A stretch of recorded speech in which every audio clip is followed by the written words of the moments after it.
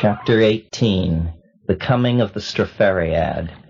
Such were the concerns through which I navigated the intervening years to the present.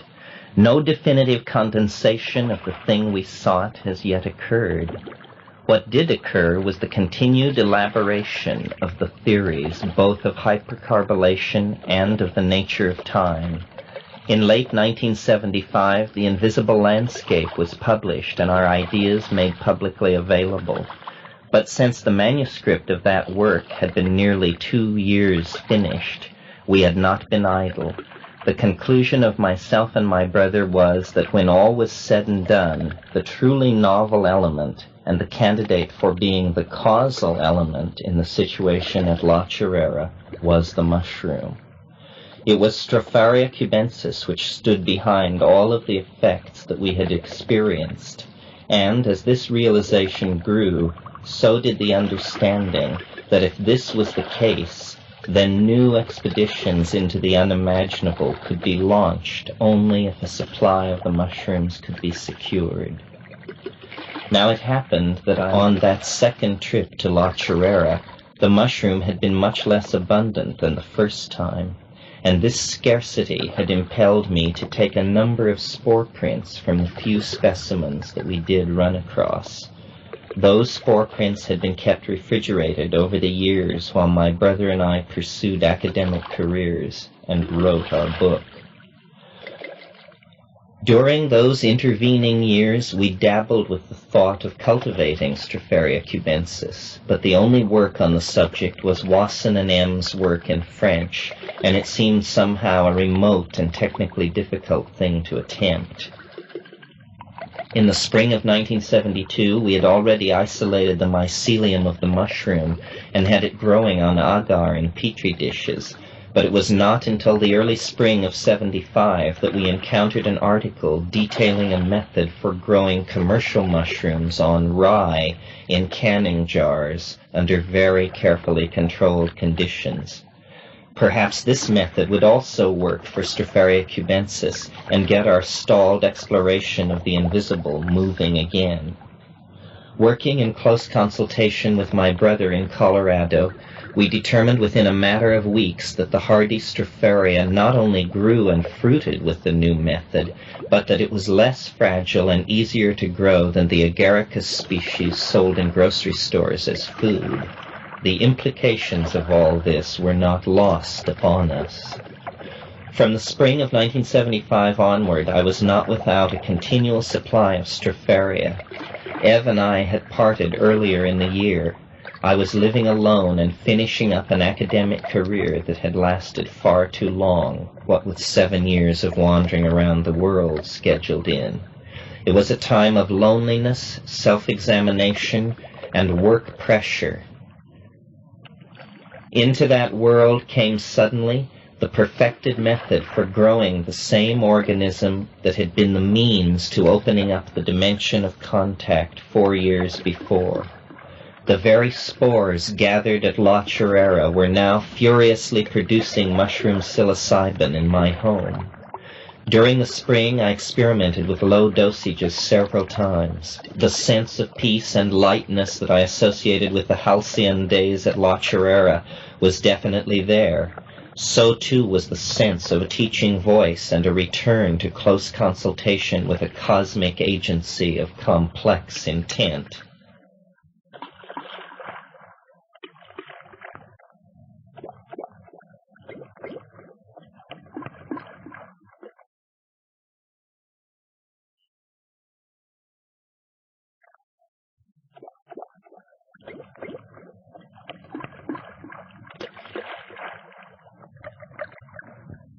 Throughout the spring and summer of that year, I took the mushroom at doses of 5 grams dried or 50 grams fresh as often as I felt was prudent, which worked out to about once every 2 weeks.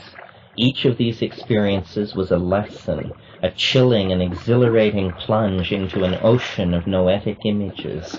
I discovered my own mind like a topological manifold lying before me, inviting me to rove and scan the reflective knot of past and future time that I am. Alien presences and translinguistic elves bent near to me in those trances. The mushroom stressed its age, its vast knowledge of the ebb and flow of historical forces in many civilizations with which it had been associated through the millennia. Images of the past and future abounded. Once I found myself on a hill with a crowd of people. The view looked out over a curved plain. It was the interior of a cylindrical space colony, miles in extent. Vast sweeps of windows alternated with farmlands and towns scattered along the floors of the valleys between each set of windows. I knew somehow that in the future I was seeing hundreds of millions of people lived in such cylindrical worlds.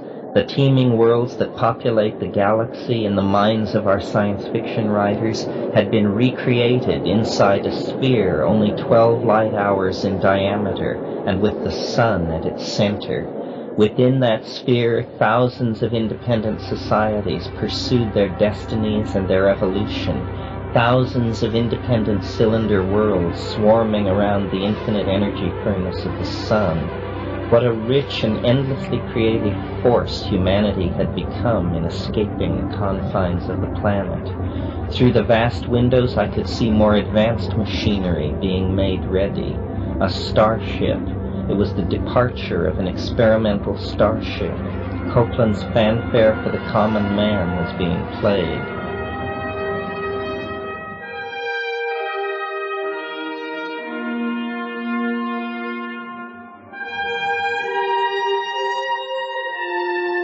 Again I saw alternative futures where the knowledge of the mushroom was not fused with humanity's restless expansionism.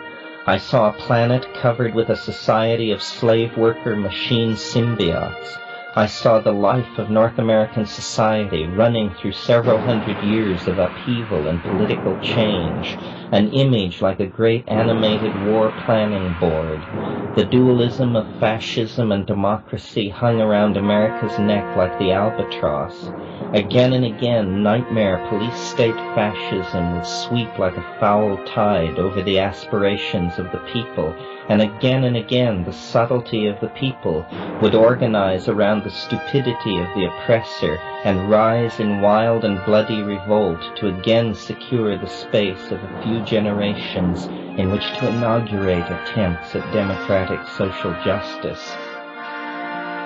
The mushroom always returned to the theme that it was wiser in the ways of evolution and sympathetic, therefore, to a symbiotic union of the technical control of matter possessed by humanity and its own sense of the how-ness of things that had been developed over millions of years of conscious experience as an intelligent organism radiating through the galaxy. From its own point of view, it is an elder life form, and as such it offers its tempering experience to a vibrant but naive child race that stands for the first time on the brink of the stars. As our imagination has striven outward to attempt to encompass the possibility of the intelligent other somewhere in the starry galaxy, so the other, observing this, now reveals itself to be among us as an aspect of ourselves when in the psilocybin trance. In the phenomenon of Stropharia cubensis, we are confronted with an intelligent and seemingly alien life form, not as we commonly imagine it, but an intelligent alien life form nevertheless. It is only an anachronistic lack of modern self-reflection that would lead any thinker on the subject of extraterrestrial life to suppose that any intelligent alien would be even remotely like ourselves. Evolution is an unceasing river of forms and adaptive solutions to special conditions, culture even more so. It is far more likely that an alien intelligence would be barely cognizable to us as such, rather than that it should overwhelm us with such similarities as anthropoid form and an intimate knowledge of our gross industrial capacity. Star-traveling species would have a sophisticated knowledge of genetics and DNA function, and therefore would not necessarily bear the form which evolution on a native planet had given them. They might well look as they wished to look. In the late summer of 1975, Dennis and I decided that the world we were exploring required a wider audience so that some consensus concerning what was going on could be established. To that end, we wrote and published a guide on the method we had developed to cultivate the Stropharia. At the beginning of that little book, I introduced what we had personally learned about the world of the mushroom. The mushroom speaks, and our opinions rest upon what it tells eloquently of itself in the cool night of the mind. I am old, older than thought in your species, which is itself 50 times older than your history. Though I have been on earth for ages, I am from the stars. My home is no one planet, for many worlds scattered through the shining disk of the galaxy have conditions which allow my spores an opportunity for life.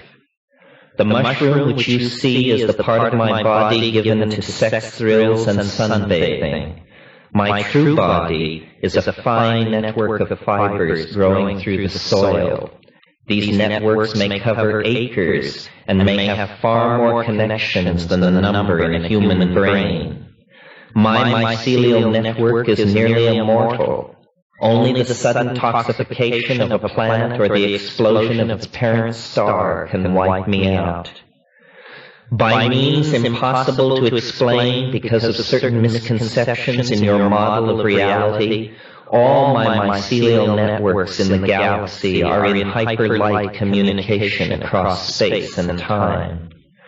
The mycelial body is as fragile as a spider's web, but the collective hypermind and memory is a vast historical archive of the career of evolving intelligence on many worlds in our spiral star swarm. Space, you see, is a vast ocean to those hardy life forms that have the ability to reproduce from spores, for spores are covered with the hardest organic substance known.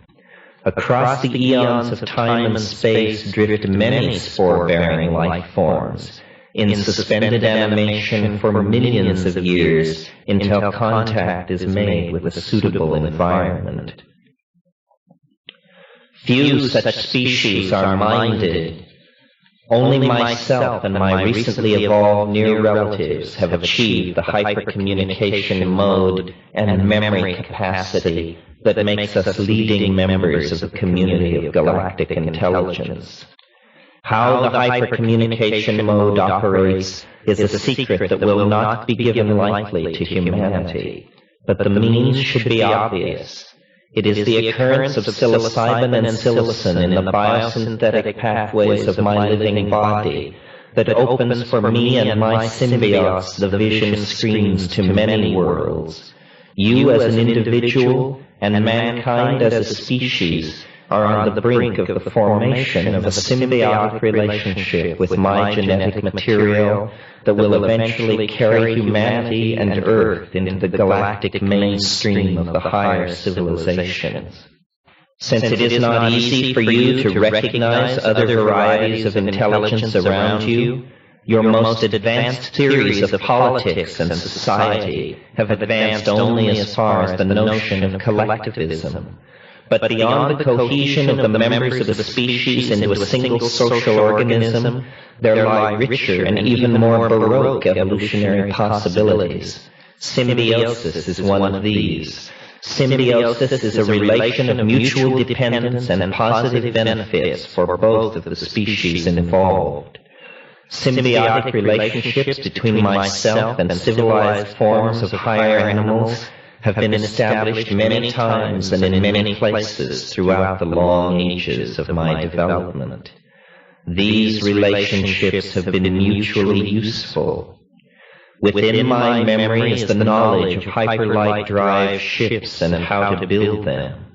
I will trade this knowledge for a free ticket to new worlds around suns less forsaken and nearer galaxy center. To secure an eternal existence down the long river of cosmic time, I again and again offer this agreement to higher beings, and thereby have spread throughout the galaxy over the long millennia. A mycelial network has no organs to move the world, no hands, but higher animals with manipulative abilities can become partners with the star knowledge within me, and if they act in good faith, return both themselves and their humble mushroom teacher to the million worlds all citizens of our star swarm are heir to.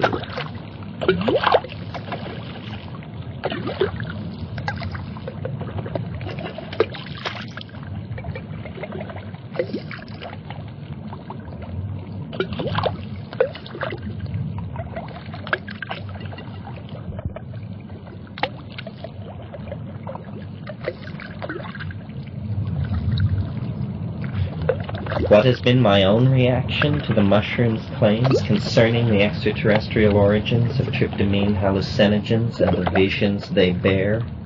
I am of many minds. I think that it is possible that certain of these compounds could be seeded genes injected into the planetary ecology eons ago by an automated space probe arriving here from a civilization somewhere else in the galaxy. Such genes could have been carried along in the genome of a mushroom or other plant, awaiting only the advent of another intelligence and its discovery of them to begin reading out a message that opens with the bizarre dimension familiar to shaman everywhere. The point of such a message could only be made clear when we had advanced to a sufficient level of technical achievement to appreciate it. The exponential growth of analytical tools and methods may indicate that we are now approaching such a level. I speculate that the final content of the message and its raison d'etre will be instructions, it will be called a discovery, of how to build a matter transmitter or subspace radio so that we can have direct contact with the civilization that sent the message-bearing hallucinogen genes to the Earth so many eons ago. The trances imply that such a civilization has a faster-than-light technology for information, if not for matter itself. But they require a receiver at the arrival point, else they are as bound by the constraints of general relativity as are we. The mushroom alien may have seeded the stars with automatic biomechanical probes, immensely sophisticated by our standards, able to tailor-make message-bearing hallucinogens for the special ecological conditions that the probe may encounter, and to release virus-like pseudo-organisms that can carry the artificial genes into the nucleoplasm of the target species. This is a far more enduring form of message than a solid-state monolith on the moon or an orbiting monitor. The artificial genes may be carried along in the stream of evolution for literally hundreds of millions of years without substantial degradation of the message. The information carried by the probe and broadcast by the hallucinogens is modulated by the modalities of the evolving intelligence of whatever planet is contacted, but slowly the emphasis of the information available from the probe shifts. Predictions of good hunting, finding of lost objects, and the provision of medical advice is slowly superseded by the revelation of the extraterrestrial source of this information and the telos behind it, the star antenna and the entry into the hegemony of galactic civilization that it will bring with it. Speculative ideas indeed, but strangely enough, many of the most current calculations and ideas about the density of life and intelligence in the galaxy confront xenobiologists with the dilemma of why we have not been contacted. I will not go into details, but Ponampurama and Cameron's scientific perspectives on extraterrestrial communication gives an excellent overview of current thinking on the subject. R.N. Bracewell's contribution, printed in the same work, was the basis of my own ideas about interstellar probes. I will summarize the state of the art thus. Current thinking concludes that the peak of the emergence of intelligence in the galaxy was achieved 10 to 100 million years ago, that most races in the galaxy are very old and very sophisticated. We cannot expect such races to appear with a trumpet blast over every city on Earth. Such an entry into history is tantamount to crashing into someone's house completely unannounced, hardly the sort of thing that one would expect from a subtle and ancient galactic civilization. Rather, they have always been here, or rather, their presence has always been here in the Hallucinations. When we understand this on our own, we will be signaling to them that we are now ready for the contact. We can send that signal only by following the instructions of the seeded genes and building the necessary apparatus. When that is done, somewhere in the galaxy, lights will flash the message that yet another of the millions upon millions of seeded planets in the galaxy has achieved the threshold of galactic citizenship. Current estimates are that even in a galaxy teeming with intelligence, such a threshold is passed by an intelligent species only every 100 or 1,000 years. It is a joyous moment even for the galactarians. If such a speculation has any validity at all, then its very articulation signifies the final moment of the pre-contact phase, and signifies also the pressing need to attempt to explore the psilocybin trance and to understand the role that Strophariad cubensis is playing in the psychology of the human species. Recently, a new light has been thrown on the phenomenon of voices heard in the head and the role that they may play in the evolution of consciousness. Julian Jaynes of Princeton has written a most provocative book, The Origin of Consciousness in the Breakdown of the Bicameral Mind. Jaynes uses 445 pages to lay out his ideas concerning the role that hallucinations, especially audio hallucinations, have played in the structuring of mind. Briefly, Jaynes believes that until the time of roughly the Iliad, around 1400 BC, nothing at all like modern ego-centered and individuated consciousness existed. Instead, he argues that people behaved like automata, or social insects, unconsciously going about the tasks of the hive. Only in moments of great stress and personal danger was this regimen broken. In such moments, an impersonal mind, outside the usual experience of the world, became manifest as a voice. According to Jaynes' theory, such voices were the guiding lights of human society, perhaps for millennia, whether they were understood to be the voice of an absent but living king, or a dead king, an omnipresent god, or a personal deity. Migrations and the breakdown of the cultural insularity of the early human civilizations brought an end to man's relations to the bicameral mind, which is Jaynes' term for the cybernetic godlike presence felt behind the hallucinated voices. Selective pressures and social prejudice against having a relationship with the bicameral mind in a modern context have made hearing voices into a mystical phenomenon or a serious mental aberration, in any case something very rare. The interested reader should study Jaynes' case carefully, although his book is exasperating, since in a treatise on the role of hallucinations in human history, he fails to offer any serious discussion of hallucinogenic plant use at all. This is a serious failing, especially if the effect triggered by psilocybin is not, as I have suggested, a contact with an intelligence entirely distinct from ourselves. Jaynes' theory opens up the possibility that psilocybin returns one to rapport with the personified other in a way that duplicates on some level the state of mind that was characteristic of early human civilizations. it is reasonable to suggest that a voice in the head, interpreted by ancient man as a god, might be interpreted by a naive modern person as a telepathic contact with extraterrestrials.